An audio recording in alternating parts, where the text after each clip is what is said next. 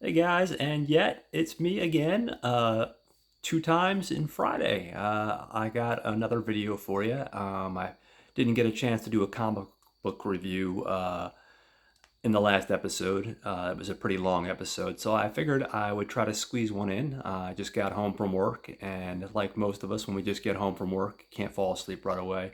So I figured I'd do a little review for one of my favorite series. You guys have heard me review the first three issues, so I figured I'd go for issue four. I'm talking about, of course, David Lapham's Stray Bullets. Um, I'm gonna get into it in just a few minutes. Um, I figured it'd be something fun to do. I love the series, which is why I'm enjoying sharing it with you guys. Hopefully, you'll be inspired to pick some of it up and tell me what your thoughts are. Hopefully, you'll enjoy it. Um, Quick note: we're going to officially call this episode 11. The video I put on earlier and released, I put episode 12 by accident. I labeled it episode 12. So we're just going to leave it that as episode 12, and we're going to call this episode 11. So right now, I'm going to tell you a quick note about this particular issue, something to keep in mind. Like I had mentioned, if you'd been following some of my other videos when I was talking about Stray Bullets, um, the issues are standalone to a certain degree. It does help if you read them, obviously. In this issue, we are going to be introduced to a character from issue two. So you'll see that character show up very quickly, and people that have followed along thus far will pick up on pretty quickly who it is. So with that said, I'm going to go ahead and get into issue four of Stray Bullets. And the title for this one is called Bonnie and Clyde. So this takes place, we start our story November 2nd, 1978, and it's in Maryland. And we see on the parkway a young girl, uh, short hair. She's got a scar going across her face through her nose. Um, and she's on the freeway and she's got her thumb out and she's attempting to hitchhike. And she gets picked up in a hatchback car with a guy in his late 30s, skinny with glasses, mustache. He's kind of greasy and sweaty. And he's like, "Hey, how you doing? Where are you heading? I'm guessing you must be heading out west." And she's like, "California." And he's like, "I bet." And he said, "Are you okay? Where's your mom?" And he notices a large he notices the scar on her face, like we see when we first see her, and he says, "Good Lord, what happened to your face?" Um, he goes to touch her face, and she screams, and the car stops to a startling halt, and she basically gets out of the car and runs. She just takes off. She gets like a weird vibe from this guy, and she runs into a field when she's far away, and she just kind of collapses onto the ground and falls asleep. And as she's falling asleep, she has a dream, a really vivid dream of her being eaten by a praying mantis. And it's pretty surreal. It's definitely interesting, and if you do pick up the comic book, you'll see for yourself. Um, she's awakened by this dream, and we see this face of this guy that's in his 50s. He's got a suit and tie. He's very straight laced, and he says, "Hey kid, are you dead? Are you okay?" And she screams, "Don't touch me. I'll scream." Uh, and he says, "Relax. Look, you could get a ride. I've got candy and Coke, and you'll be safe with me." She, at this point, the other guy definitely gave a weirdo vibe. She's like, this guy looks a little bit more straight-laced. So she gets in his car, and he says, my name's Paul, by the way, Paul Barrow. And she reluctantly, like, she's coming up with a name. You could tell she's kind of like coming up with a name on the spot. She says, my name is Jill. And he says, where are you headed? And she says, west. And he goes, well, where out west? And she's like, probably California. And he's like, oh, okay, well, California's a great place to go. I've been there many times. And he says, I'm actually related to a famous gangster. Uh, you ever heard of Clyde Barrow? And she looks at him like, who's that? He's like, Bonnie and Clyde, the famous gangsters. And she still looks at him like he's like crazy because she's a 6 or 7-year-old kid. She's like, who does Bonnie and Clyde to her, He's like, well, you could say that, he was a distant relative of mine. But still, I've got my gun right here in the glove compartment, a .38 revolver, and I've got some more in the trunk. Pardon me, guys, for a second here. He says, I've got a nest of. She goes to open the glove compartment, and he's like, I've got a nest of fire ants in there. If you open it wrong, they'll eat you alive. Trying to scare some sense into her. And he says, if you come with me, we can be partners. I could teach you how to be a criminal. And she's like, cool beans. Sounds like a fun time to me. And she says, by the way, my real name is not Jill. My name is Virginia Applegate. She's like, did you kill lots of people? Or as a criminal? And he's like, only the ones who deserve it.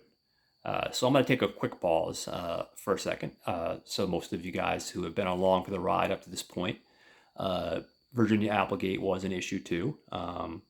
And it was a pretty crazy story. I would definitely, like I said, recommend going back to that episode where I break it down. And like I said, pick up the series, guys. You're going to love it. Anyway, back to the story. He explains his main gig is a traveling salesman. He's like, I do that, and I get around a lot. He's like, but I'm also a part-time crook. And he said, it's good to travel with a friend.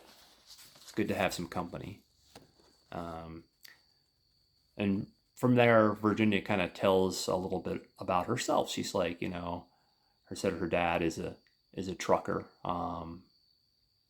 And she says, unfortunately, things aren't good at home. She says her mom acts nice when dad's around, but when he's not around, she's talking shit about how he's cheating on her and picking up truck stop hookers, and she's not a good person, and she doesn't like her mom very much at all. She says she actually wants to go out and kill her mom. So, you can tell the home life ain't the best here, So next we cut to pulling into a nice little diner, and they decide to grab food. And Paul asks if she wouldn't mind going to Vegas, because, I know you like the idea of California, but Vegas is actually a lot of fun, and that's where all the criminals go. And now that they're a criminal gang, but just the two of them, they should go there and try to make some big scores. So she's like, yeah, sure, I'm okay with that. That sounds like fun, He asks her how long she's been on the run. He tries to get a little more serious and in depth here. And she tells him that she's been on the run for 3 days. And she shares a story about how last Halloween she was picked on in her elementary school by these boys, and on Halloween She was going trick-or-treating with her sister, her older sister, and her older sister proceeded to ditch her to hang out with her boyfriend. And Virginia was pulled into the woods, and she was brutally beaten by these boys. And because of it, she ended up having a cracked head, a broken arm, and she had this slash mark going across her face through her nose. And basically, she had to get 15 stitches. She said when she went to the doctor and did the stitches, she said someday when she gets older, she won't have to worry about the stitches will disappear and the scar will go away and all that. And she also then proceeds to tell our guy Paul here that her older sister, blamed her. She told her mom that she ran away from her older sister and the boyfriend, and the older sister is putting the blame on Virginia basically for what happened, which is pretty messed up. Then she tells Paul from there about some more stuff about her mom and how horrible her mom is. She said that when she came home and she talked to her mom about all this stuff that happened, her father was away because her father's a trucker. And her mom told her to lie to her father about what happened. Her mom wants her to tell her father that she fell off her bike because she didn't want her father to know the truth. Because I guess the father's a good guy and he's, overprotective. And of course he would have been upset by this. But her mom's so twisted, she's like, no, we're going to say you just fell off your bike and just lie about it completely. So we definitely have 101 dysfunctionalism as far as the family life goes, guys. From there, they get out of the diner and they're talking about their first stick up. And Paul's like, so what we're going to do is we're going to pull up to this mini mart right here. As they pull it, it's the mini mart. And I'm going to go in and I'm going to rob the place. And he's like, what I want you to do is I want you to write a note, stick up note. And I want you to stay in the car and kind of keep guard. So she writes this cute little note basically that says, give us all your money and you'll live. And then underneath it, she puts maybe, which is pretty funny. And then he proceeds to go into the mini mart.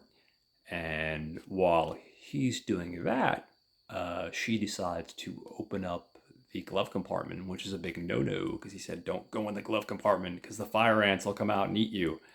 Well, she just starts to open up the glove compartment, and one fire ant does in fact come out and it bites her. So of course she's like reacts to that. Nobody likes getting bit by insects, and she's like And as that's happening, we see a cop car pull up to the mini mart. And he's just about to walk into the mini mart. And as he's about to walk in, we see Paul walk out, and he's carrying a paper bag. We can't, at this point, can't see what's quite in it. And they have exchanged a little conversation. The cop chuckles. Paul gets in the car and he's like, all right, open the bag, see what we got. And she opens the bag and she sees $500 in the bag. She's like, wow, and he's like, you did good job, kiddo, so he's proud of her and the work that she did. And he said, in order to celebrate this properly, I think we should smoke some cigarettes. So he lights up his cigarette, puts it in his mouth, lights one up for her, and they decide to smoke some cigarettes. So they do that. It's a cute little exchange. And afterwards, you could see that she's kind of pooped out and she's tired. And he's like, okay, well, at this point, I think it's good for you to, get some rest. We still got a long way to go before we get to Vegas.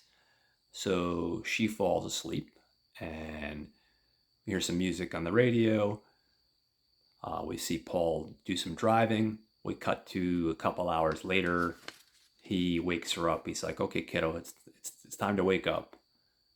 She's groggy. She's like, what, are we there yet? And he's like, no, we're not there. He's like, I gotta talk to you. We gotta have a heart to heart. He's like, I can't take you with me. I have to take you home. It's the right thing to do. And she's like, what do you mean, take me home? I thought we were partners. And he's like, listen, you have to go home. I can't take you with me. Um, so he proceeds to drive down a street and pull up in front of a house. And he opens up the glove compartment. And in the glove compartment, there's no gun to be found, of course. Instead, we see a bunch of pins that are made up that say Paul Barrow for Congress. He's like, before you leave the car, I just need you to do me a favor and just wear this pin, okay? And she looks at him like, really, buddy? You're gonna abandon me, and now you make me wear this stupid, promotional pin so you can become a Congress member, Apparently that's what he's doing. He's running for Congress. But she does it. And as she's about to open the door, he says, listen, I'm going to come back for you. I'm not going to forget about you, okay? This is the right thing to do right now. So we end our story with Paul and Virginia Applegate exiting the car. He's holding her hand, and on the front lawn of her house, we see just probably like 50, 60 people. Most of it's media covering the big event of this missing child. And of course, Paul being this big hero for returning the child. And, he makes a comment about how this is going to look great for his campaign, And that's essentially how we end episode 4. So it's interesting, like I said, because at this point in the series, issue 4, we are bringing some of the characters back from earlier issues. Besides that, you're just seeing a lot of stuff that are characters that are going to pop in and out throughout the series, like I mentioned in some of my earlier episodes. So definitely check this out, guys. Like I said, I've already discussed how much I love David Lapham. I think he's a super talented writer. He has a beautiful style of art, and he just has a good ear for dialogue. His stuff is very cinematic, and I would love someday for someone to tackle some of his graphic novels and turn them into a series. Because when I see his stuff, it's just so cinematic, and it just really, really good stuff. So that is officially episode 11, and there's your comic book for the week. Like I mentioned earlier today when I was talking about Without Limits, this Sunday I'm going to be recording with a special guest, and we're going to be talking about the film, black and white film, which now I cannot remember because my brain's not working because it's now late. But Carnival of Souls, that's it. All right. I don't know why I forgot that in the moment, guys. See, this is what happens when you don't edit. When you edit, you can go back and change these things. Like I said, I'm going to be editing hopefully by the end of the month. I'm just waiting on a couple little things before I make that next step. So anyway, guys, I hope you have a great weekend, and hopefully by Monday I'll have the next episode out for you. Also, just before I head out, guys, I wanted to let you know, besides Carnival of Souls, probably going to be covering some more old school stuff. I'm probably going to be doing Bride of Frankenstein and Frankenstein. I'm also going to be doing a modern one, Satan's Little Helper, this month, which is a great horror comedy. And something I'm excited about, and I'm hoping I can squeeze it in this month. If not this month, definitely next month. I'm going to do a retrospective of the Canadian filmmaking group, Astron 6. Now, if you guys have seen Astron 6 films, I think a lot of my genre friends probably are familiar with their stuff. They've done films like Manborg, Father's Day, The Editor, The Void, Psycho Gorman, just a ton of good stuff. And these guys are hilarious, and they are ridiculously talented. So I'm hoping to do, like I said, a retrospective. Trying to squeeze it in this month, if not next month. And also for all my friends out there that are film geeks like me, I love talking to my friends and I like making new friends.